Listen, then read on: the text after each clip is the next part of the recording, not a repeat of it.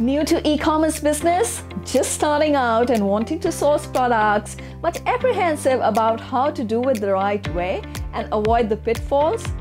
By the end of this video, you will know 5 rookie sourcing mistakes that can potentially cost new buyers a lot of money. Once you know them, you will know exactly what not to do to avoid potential losses and have a smooth sourcing experience. So keep watching.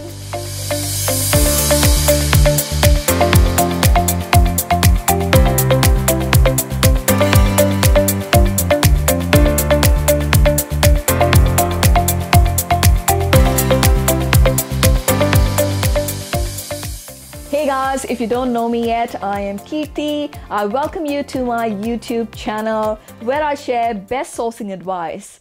Do subscribe and hit the bell to be notified when I post a video every Thursday. I also have a Facebook, Instagram and Pinterest page dedicated to this where I share information on sourcing for e-commerce, particularly from India. Do join them using the links given below in the description.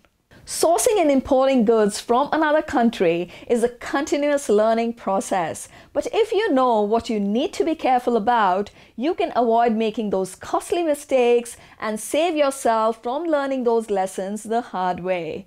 In this video, I am going to talk about 5 rookie sourcing mistakes you should never make. So let's dive in. Mistake number 1 is not providing product pack or product specification document and an RFQ, request for quotation template, to the supplier. Not providing a product pack to the supplier is like expecting a perfect dish of your taste without even providing your recipe to the chef. When you begin sourcing, it is very important to set out the product specifications in a document that outlines all your requirements so the product is produced exactly how you want it to be, costed correctly, and also serves as a record and reference point throughout the buying process to check samples and the final shipment. Giving fragmented information over several emails, it's very easy for supplier to miss out critical information and only causes hiccups and delays in the buying process. Apart from this, an RFQ, request for quotation sheet, also needs to be sent for the purpose of quotation that has all components affecting the cost. When all specifics are stated in the quotation sheet, both buyer and supplier know exactly what the quote is based on. What quantity was considered for the quote, which port is it going to ship from, what packaging method is being used, is product testing cost included. There are several factors that affect the cost and should all be clearly mentioned in your quotation sheet. The more specific your requirement, the more accurate the cost. If you skip out on these two, there will always be open ends, loose information, huge scope for misunderstanding that will make the sourcing experience unpleasant and full of hiccups and delays.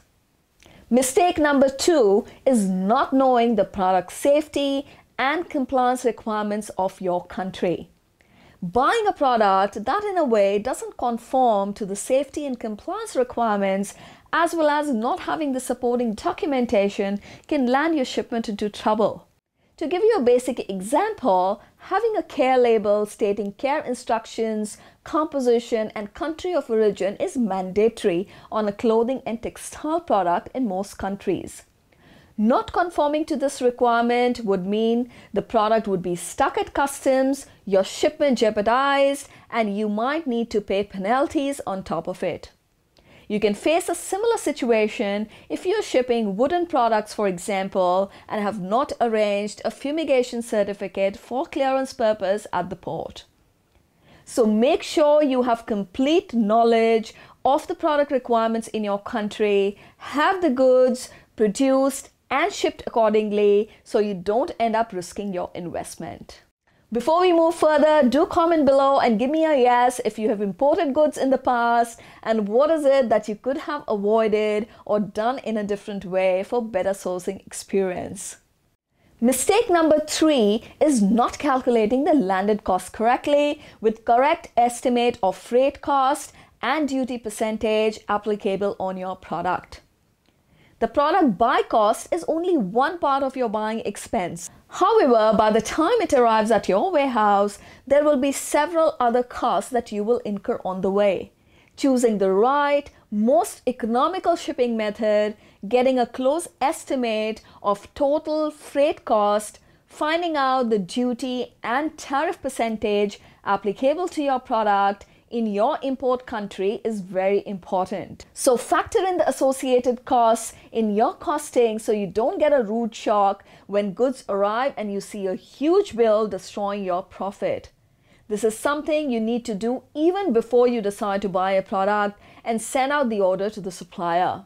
You will then also need to determine HS code for your product category by looking them up online. Your freight forwarder or custom broker can help you with that if you're unsure. This code will give you the duty percentage that your product will incur. So if the FOB value of your purchase is say $5,000 and duty percentage applicable is 5%, then you would be paying $250 as duty at the port. So be sure to include these components and work out a close estimate of your landed costs before deciding to buy a product. Mistake number 4 is shipping goods without inspection.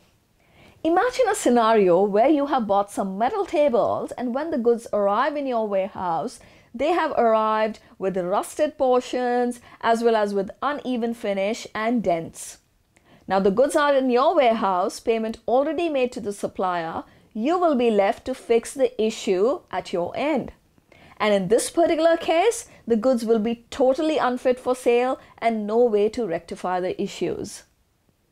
In international trade, where the exporter is stationed in another country, the only way you can ensure that your goods have been produced up to the quality standard you specified is getting an inspection best conducted by a third party. Not following this critical step to save some money would actually put your entire shipment, entire investment at risk. Mistake number 5 is making upfront 100% payment or making payment before the goods are inspected and handed over for shipment is another huge mistake that you might end up making when beginning your buying journey. Some suppliers, especially the dodgy ones, would ask for 100% advance payment before even beginning the production process. Others could demand part advance and rest when the production is ready. Both these are highly risky and can make you lose all your money, as the moment supplier gets his payment, you will have no control over him or over your goods.